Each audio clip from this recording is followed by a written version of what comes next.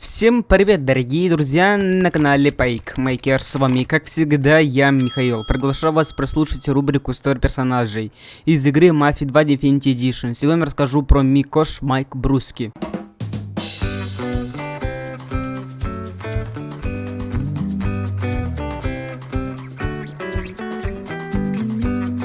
Микош Майк Бруски, персонаж компьютерной игры Mafia 2 Definitive Edition.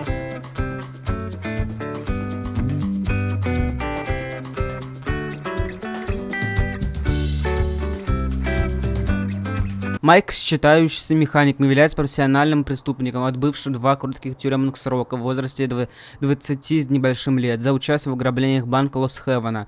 После своего второго перерыва Майк переехал в Empire Bay, использовал свои сбережения, чтобы открыть свалку.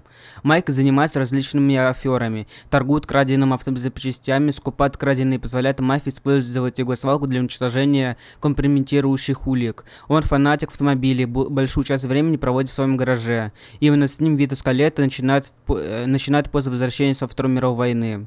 Помимо подготовки транспортных средств, Майк отвечает за распространение наркотиков по всему городу. Он любит все винтики и детали автомобилей. Его основным источником дохода является продажа краденных машин по городу. Автомобили можно привезти на свалку Бруски и поместить в автокомпрессор, чтобы заработать денег. Полуприцеп и другие более крупные транспортные средства нельзя раздавить, поскольку они слишком велики для автокомпрессора.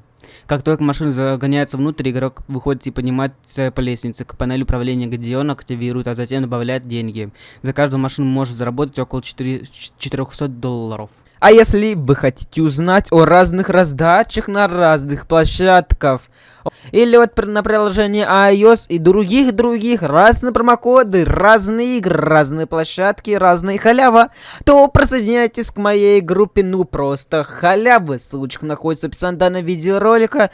Тут каждый день модерация данной группы, в том числе я лично, вас радует разными халявами.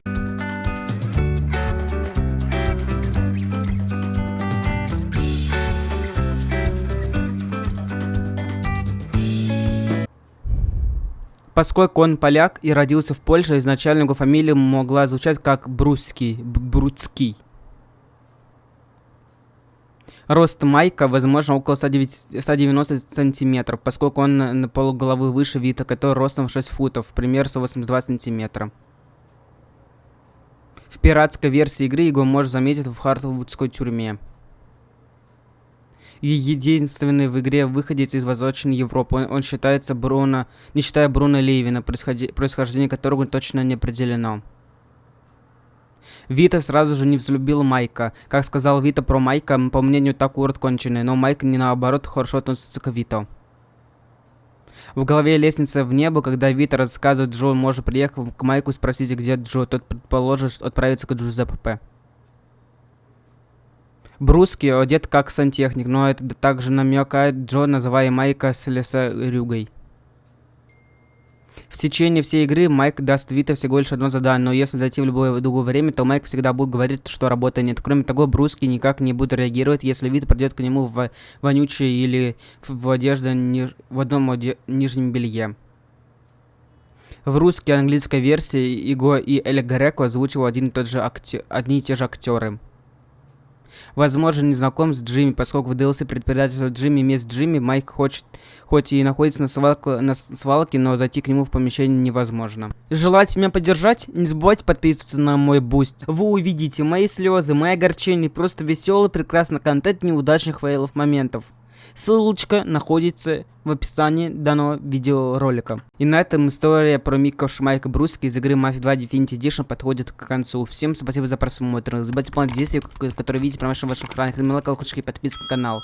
С вами был Михаил с канала Pake.